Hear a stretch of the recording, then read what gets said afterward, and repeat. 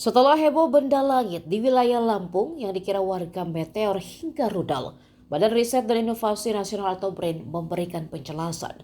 Peneliti BRIN Thomas Jamaludin menjelaskan objek bercahaya tersebut merupakan bagian roket yang melintas dari arah India menuju Samudra Hindia dan diperkirakan jatuh di perairan barat Sumatera pada malam hari.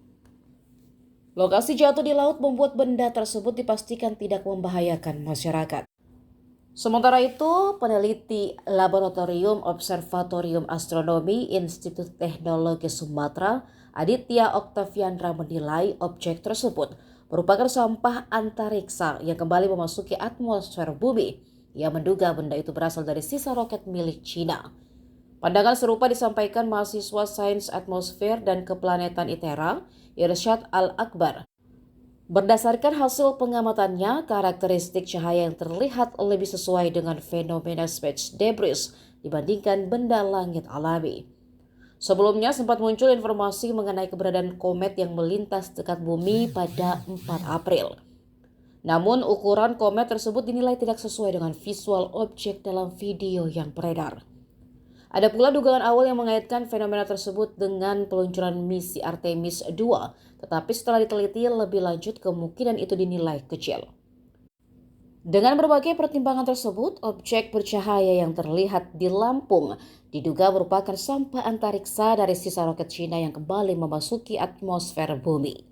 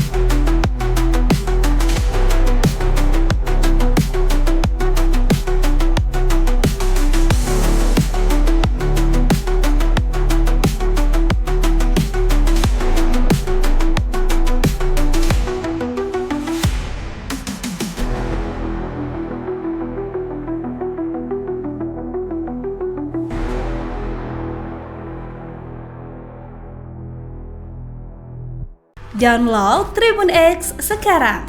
Menghadirkan lokal menjadi Indonesia.